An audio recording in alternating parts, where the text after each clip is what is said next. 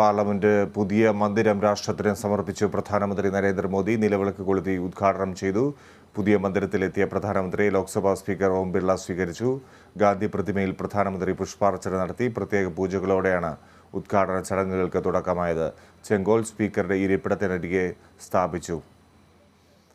സന്യാസിമാരുടെ അകമ്പടിയോടെയാണ് പ്രധാനമന്ത്രി ലോക്സഭാ സ്പീക്കർ ഓം ബിർളയ്ക്കൊപ്പം ലോക്സഭയിലെത്തിയത്. ഉദ്ഘാടന ഫലകം പ്രധാനമന്ത്രി അനാച്ഛാദനം ചെയ്യുകയായിരുന്നു. നിർമ്മാണ തൊഴിലാളികളെ അതിനിടയിൽ പ്രധാനമന്ത്രി ചടങ്ങിൽ ആദരിച്ചു. ചടങ്ങിന്റെ ഭാഗമായി സർവ്വമത പ്രാർത്ഥനയും സംഘടിപ്പിച്ചിരുന്നു.